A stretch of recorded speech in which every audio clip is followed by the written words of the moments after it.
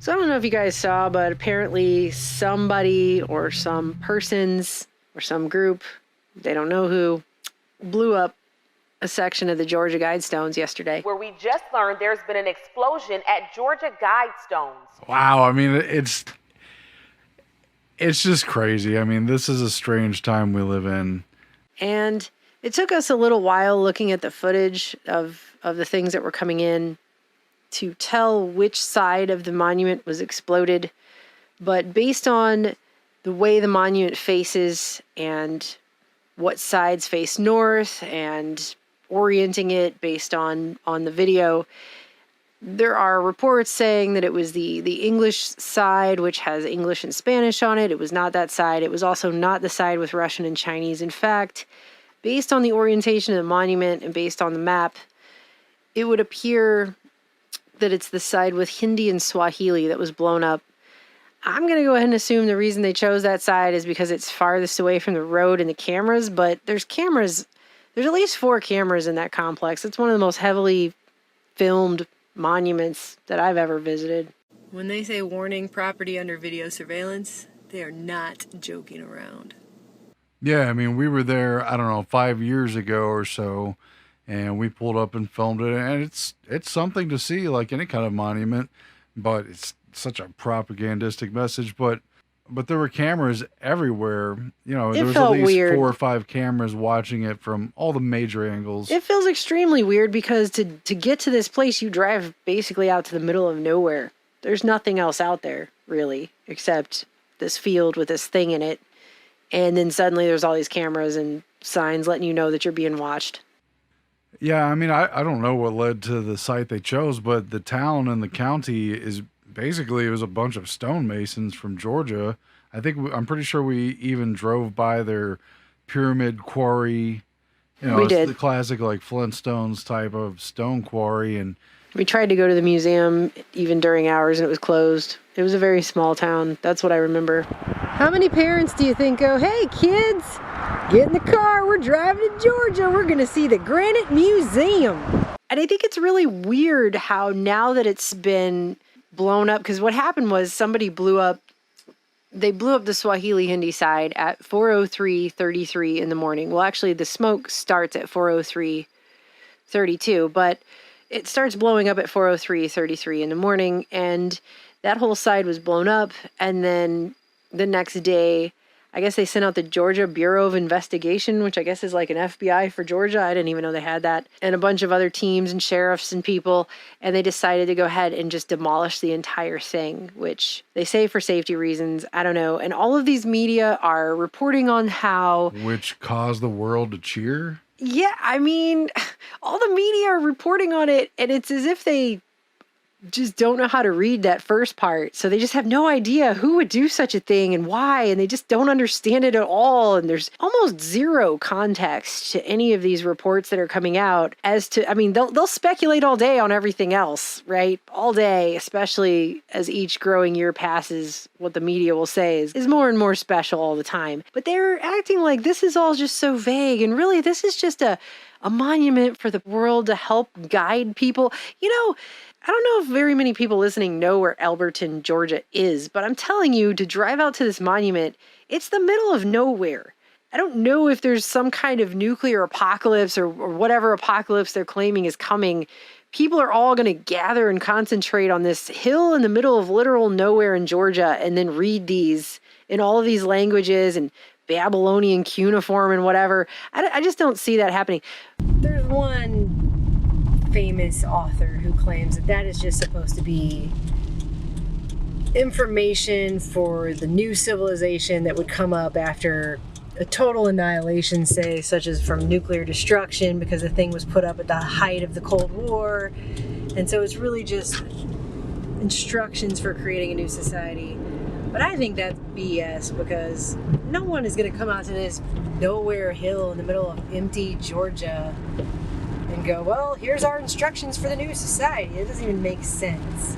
Although I will say, I did find it very interesting to learn that the United Nations helped translate many of these languages for the carving of this. It kind of helps solve the Ooh, what a mystery just a surprise. little bit there. I know, I'm really shocked too. At any rate, yeah, I mean, I never really caught on to why they chose this particular place to put up the monument.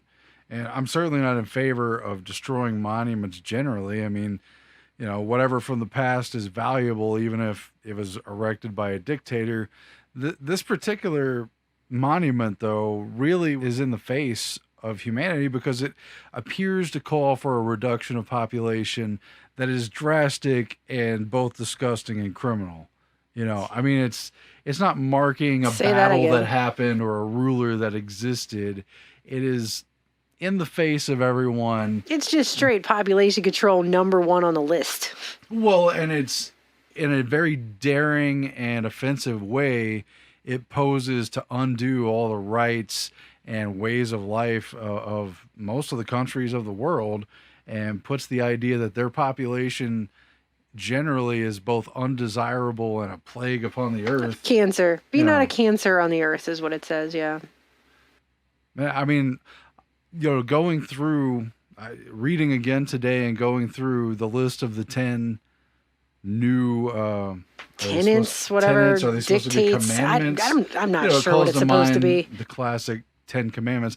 Going through the list again, there are certainly those that sound nice. I mean, I definitely agree with protecting the environment and not polluting the earth. I think a much better job should be done.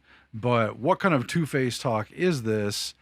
Again, it is by the very people who own the most polluting and toxifying corporations on the planet. Those are the kind of CEOs and thinkers for those Billionaires that go corporations to the little that are- meetings where they talk about population control. Yeah, those are the people in favor of this level of population control.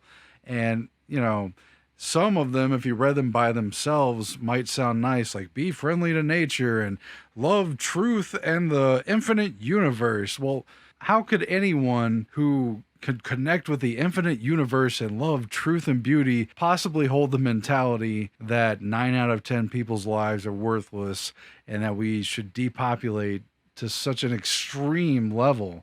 Through what means?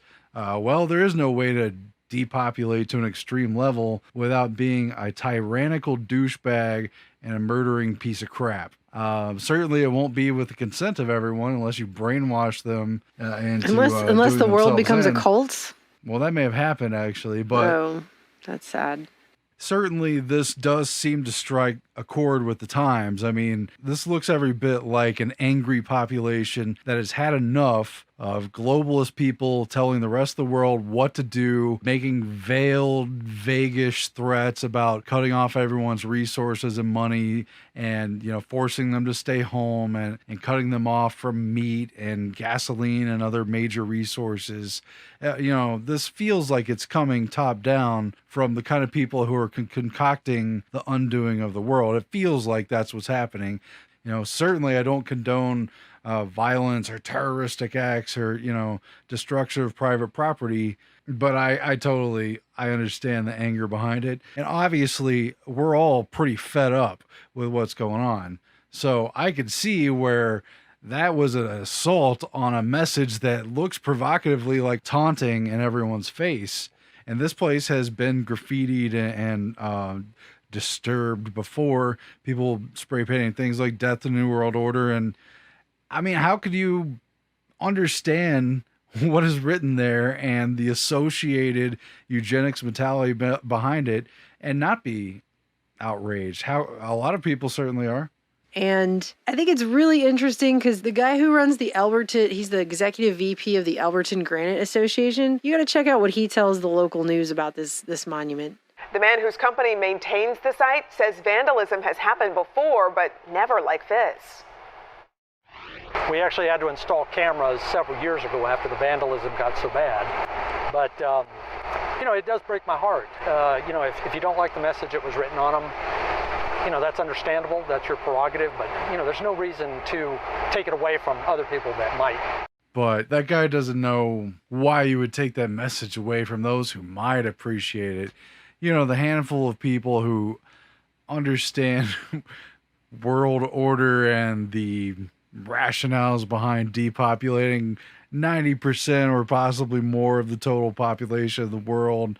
Let's leave it up for those people to just appreciate. And we understand why 9 out of 10 people wouldn't want 9 out of 10 people suddenly to disappear from the planet. I mean, it's a pretty shocking message, and it always has been. And it's shocking to see that this is happening. The thing's being demolished. Somebody brought it down, I mean, let's keep a record of the video of this thing existing at least, so history has a way to judge what drove people to the edge of anger and rebellion. But I mean, right? But he's like, look, maybe you don't like to read about how we need to kill 93.7% of everyone else, but some other people are really into that. But, it does break my heart. We just all need to never drive cars again and never eat meat again. And never fought to breathe again. It would be really nice if 9 out of 10 of you never breathed again for the earth. I will just never forget when we were there and those women were there and they were reading the little dictates. And she was like, oh, yes, that does seem like a good idea. 500 million, that seems like a good idea. And I never have understood that. 2 ladies, middle-aged ladies, and they were walking around for a few minutes taking pictures like everyone does. And the one lady said to the other, did you read the inscription over here? It's not necessarily a bad thing. Well, I don't know. You could agree with a lot of the things written on there. Some of them are very blasé. I myself definitely agree that we don't need petty officials and petty laws, but I don't know who could get behind only 500 million people on the planet. I've never understood those people who do that because they always think they're going to be one of the 500 million. And them and their families and the people they care about, they'll be part of that number. And everyone else will die, I guess. I don't know. I don't know. I don't look at human life that way. So I can't see that thing and feel good at all about that. I know how to do simple math, and I just feel like that's not ever going to be okay ever to discount people's lives in such a manner. I think it's cruel. I think it's disgusting. But to wish death upon 9/10 of the planet is incredibly bad karma, and I don't see how you could say that's anything but evil. That guy had time to think about what he was going to say, and that's what he decided to say to the public. I'm kind of surprised by it. I'm sorry. Going back to the 10 mandates of the Georgia Guidestones, the number, obviously 500 billion, maintain humanity under 500 million in perpetual balance with nature, should be shocking enough. But, this line by itself, guide reproduction wisely. Oh, it sounds wise. It sounds like there's a lot of wisdom and greatness, a goodness behind it, improving fitness and diversity. But who decides what fitness means with reproduction? Well, we have already seen this in the eugenics movement, and they targeted racial minorities and vulnerable, poor people, both white, black, Indian, Hispanic. They targeted people they considered to be unfit. Certain others considered the judgments of fitness to be their duty of wisdom. And so some kind of authoritarian board, they get to decide the value of a person's fitness and diversity and whether or not their reproduction is allowed. Guide wisely. What does that mean? Who's the wise guiding? Person? Who has the wisdom to tell other people? Who has the wisdom to say they have jurisdiction to tell everyone what to do? Unite humanity with a living new language. That doesn't really sound too bad. I mean, frankly, I've traveled around the world and I like I like meeting new people. I want to be able to communicate with them. I do. And I would like to learn other people's languages, but I've been to more countries than I can learn the languages of. I'm just not that good at it either. I studied Spanish for a long time. But how did we even get to the major languages? There's a lot of colonialism. Spanish in particular was spread throughout the Americas and became one of the most popular languages through a series of genocide, enslavement, and literally making people get on their knees and bow before gods they weren't even familiar with, And I mean, you can put it however you want, but these dominant languages became dominant on the backs of empires. So having one language for the whole world, what kind of system does that really come to be? Exactly. Come to pass in? I mean, sure, I would love to communicate with any given person on in the planet if we have something to discuss. I mean, I make friends with anybody. I'm just saying the idea of a single living language that unites humanity, it's definitely a double-edged sword. And in the context of that number they put up there and these other statements, I don't know. Some of these things on this list have already happened if you really think about it, because uniting humanity with a living new language, that's the internet. Ruling passion, faith, and tradition, and all things. Ruling all things, right? That's basically what it With says. tempered reason. Passion, that's our emotions, our anger, our outrage, our love, our hate. As human beings, that's controlling our mental processes. And our faith and traditions, again, who properly has jurisdiction and authority to dictate the traditions and faith of anyone else in the world, large groups or individuals? Okay.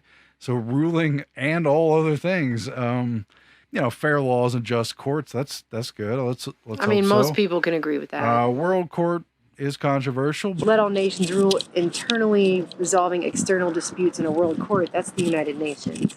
Avoid petty laws and useless officials. Great. That's my favorite one. I'm pretty sure that's the one that everyone agrees with. If you can agree with it at all. Rights with social duties, that's difficult. I mean, we've just lived through several years of needless, horrible controlling of free speech. It's very badly implemented. And again, who would ever have the proper jurisdiction and authority to balance personal rights with social duties? That's very problematic.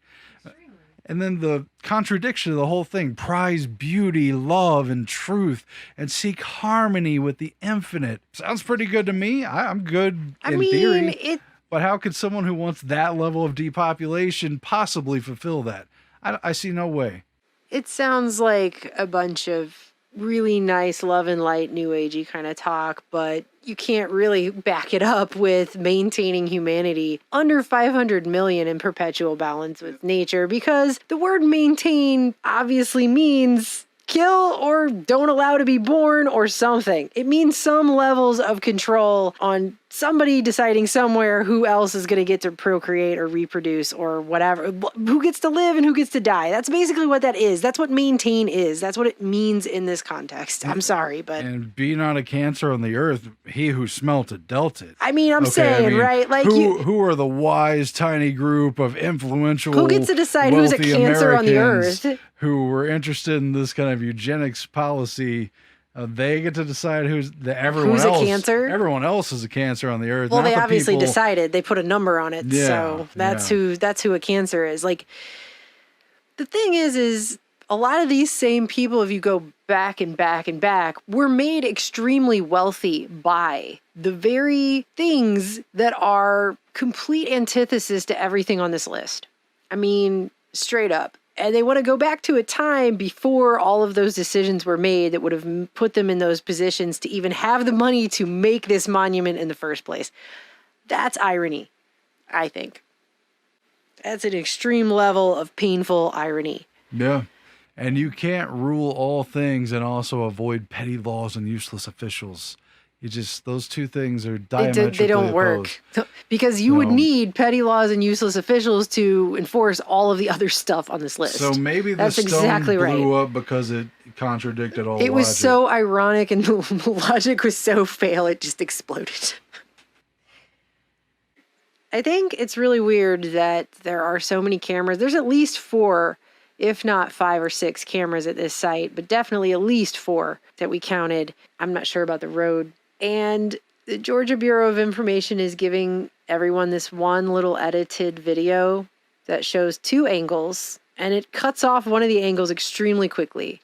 I have no idea what that's about, but it's weird. And there's no video being released of them obviously setting a charge or whatever it is they would have had to do. It looks like a controlled demolition, though, if you watch in slow motion this stone coming down. That's what it looks like. It reminds me of 9/11. I mean, seriously, this philosophy is being pushed by the biggest corporate douchebags Whores. ever. You know, the World biggest Economic corporate Forum, whores. the Bilderberg, United Nations. These are the heads of Alcoa and Microsoft and the biggest conglomerates on the planet, BP Petroleum and all this Right? stuff.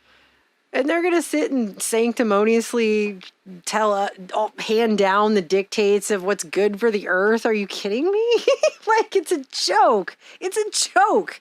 I don't, even if every single person listening to this video right now, and we all got together and did every poisonous thing we could think of, in 1,000 years, it still wouldn't equal that. It still wouldn't even remotely touch it. So, who's a cancer on the earth?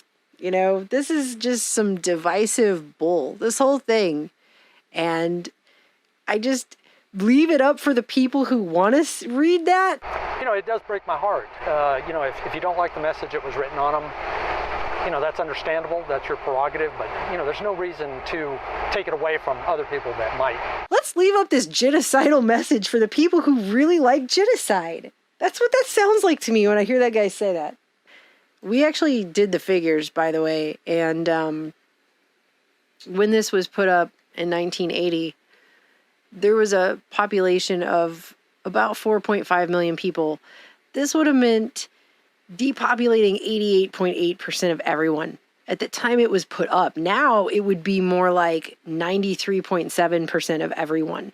So the message is 93.7% of everyone who's alive today shouldn't be here because you're a cancer on the earth, essentially. I mean, that's basically what it says. It's not really that vague.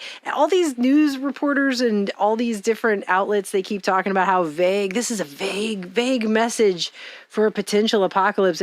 It's pretty specific, actually. It has an exact number on it. You don't get more specific than that. It's pretty specific, and the calling card to the classic eugenics movement that was sponsored by the Anglo-American establishment, by thinkers and patrons, rich billionaires, i.e., out of England and America, who really promoted eugenics at the tail end of the 19th century and then really strongly at the beginning of the 20th century. They passed laws in many of the states of the United States that allowed for forcible sterilization of undesirables, unfit people. And this talk of reproducing wisely, I would just have to speculate, would be the idea that we're not only too many on this planet and we're overpopulated, but we're overpopulated by a factor of 9 to 1, 8 to 1. Whatever way you do the math, reducing the population back down to 500 million. Maybe people read that and just don't compute what the number is. It's 500 million, half of a billion. And at the time it was put up, there was about 4.5 billion people. Now there's almost 8 billion people. And they're talking about going back to a time when there was 500 million or fewer people, which is before the year 1600. They're talking about rolling back the population 400 years. They're talking about undoing 400 years of growth and development. Growth and development that, by the way, funded all of their entire empire. If you're talking about people like the Rockefellers, who were extremely influential with this eugenics and funding large portions of it, where did they get that money from? Gee, if you undid the Industrial Revolution and all the things that happened in this country, it wouldn't have happened to begin with. So it's nice for them to go after the fact. They're doing that with everything right now, by the way. They're doing that with their foundation. They're disavowing from fossil fuels. And it's like, without fossil fuels, they wouldn't even have a foundation. The Rockefeller Foundation was literally founded on oil money. All of the things they're funding are based on all the things they're trying to act like we should go back now. Oh, this was so bad. They weren't thinking that at the time when they were drilling all over the earth and mining the crap out of everything and destroying and pillaging the entire thing for every resource it was worth so they could fund their entire thing. Well, this is the exact people who own those industrial corporations, who have polluted across the earth, who decided for everyone else, who decided on behalf of the other 7 or 8 billion people what kind of systems we would have and what impact that would have, not only on the earth, but on whether or not people got cancer and were toxified in their food, water, and environment, and what was going to happen to the plants, animals, and trees that were destroyed by their processes ordinary people didn't make those decisions. Ordinary people might have worked for those companies, but that's because they needed a paycheck.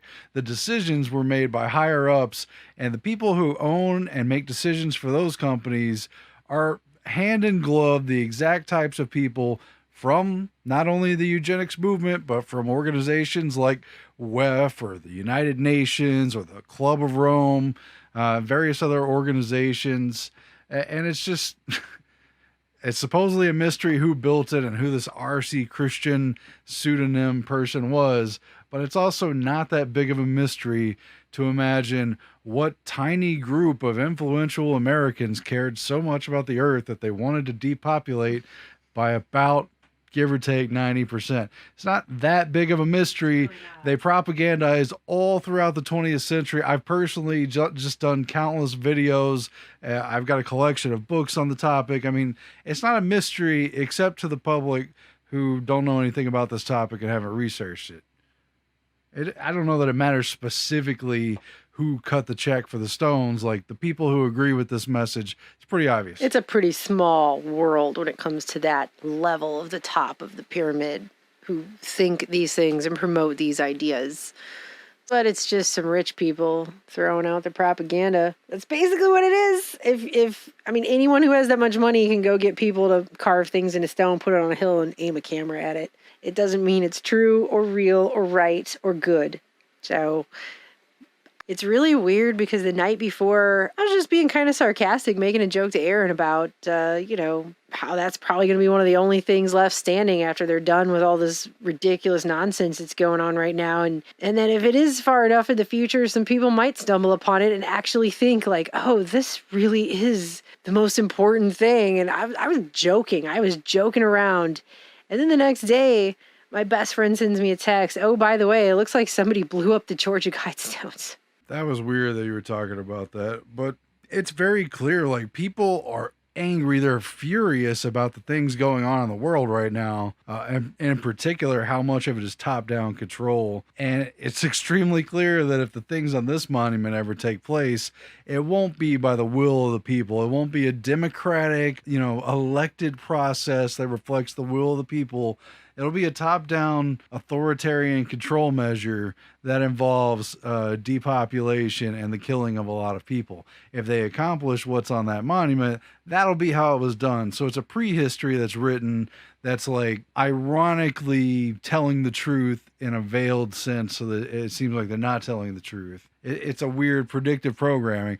If they ever get back to 500 million, it's going to be through a lot of authoritarian murder, basically. I mean, you can put other nicer words on it, but I'm surprised this happened. But I'm also kind of not, though, with the things that are going on. I am reminded of that famous Kennedy quote that those who make peaceful revolution impossible make violent revolution inevitable. Right. And this was an attack. It was, I guess, explosives were used. They assaulted this property. But whoever did this, they didn't kill anyone. They attacked the message, not the messenger. And they took out the message. That was, that philosophy is what the war of ideology is pointed against, not against human beings, not individual people. Although certainly some people are involved in promoting it and propagating it. But people have clearly had enough of what's happening, and I don't need to say more about it, really. They're saying it's going to take millions and millions and millions of dollars if they try to remake it.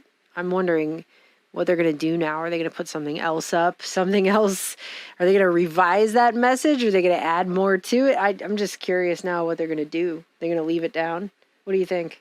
I don't know. Maybe it's an eerie message from the people with the money. Maybe they tore it down to rebuild it. I don't know. I mean, it looks like people fed up with the system, but it might be some kind of provocateur fed thing or whatever. It's hard to say, but all they've done now is use this as an excuse, by the way, to attack so-called conspiracy theorists now. That's the go-to for pretty much anything at all times. And they're still just not even addressing the fact that this monument says that we need to cut the population so severely. This is interesting here. The author, R.C. Christian, a lot of people have mentioned, and I believe rightly so, that that's a nod to the Rosicrucians, or the Rosy Cross Christian, But also, they put a pseudonym. They don't pay all this money to erect this thing that's perfectly aligned celestially with all this physical data and spell something wrong. If you take all of these letters, it's an anagram for untarnished conspiracy. Hey, I think there might have been a code on that thing for sure. I think there is a code on it. I still think there Their is. mysterious time capsule and their whole auspices of not knowing who wanted it constructed. For whatever cryptic purposes, they haven't told us when they're even planning to unleash the time capsule. And maybe it isn't this spot at all. Maybe it's a spot at a certain coordinate. I don't know. That's just speculation, but there's blanks in the way this is written. And clearly someone's tried to dig it up. Yeah, and I heard a story about somebody trying to dig it up too, so. Yeah, somebody tried to dig this up with a tire jack from their car. We're just a small group of concerned wealthy Americans. We literally train people to drink out of single-use bottles and eat off of TV dinners and drive dinosaur vehicles. We train them. I mean, that's shame on them. It is very bad that they did those things. Okay, you're not putting that in. And then they reproduce. Shame on them. I mean, the biggest tragedy of this thing being destroyed is that people sometime in the future aren't going to know what everybody was so mad about. But it's like we lived in a time period where some rich dude went around putting signs in everyone's yard calling their mother a prostitute or something. I mean, they're going around pissing people off and dehumanizing them and devaluing their place on the earth.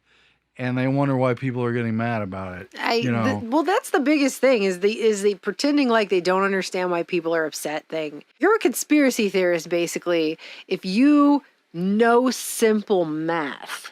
Let's find a way to produce the products and resources people need to live without poisoning the earth.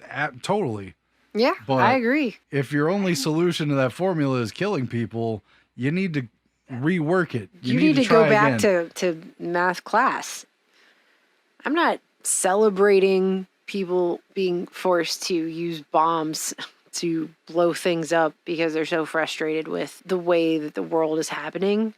But I'm also surprised that thing was able to stand in that field for 42 years, and the only thing that happened to it up until now is a little bit of graffiti, just because of what is on it. It's an affront to most people. The way that they've done this is to really remove humans from nature and set them separately.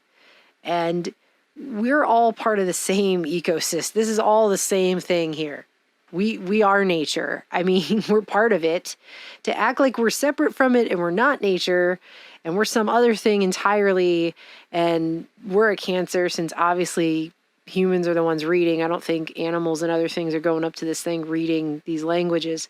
Is really a self-hating person over there. But all of these outspoken billionaires who have come out and talked on record about their views on population control, all of them have multiple children. Some of them, like Ted Turner, have he's got like 5 kids. So they're not talking about limiting their population. They're talking about limiting everyone else's. This is not a world that most people would want to live in, to be dominated by an elite group of rich people telling you that you can't have kids they're going to have.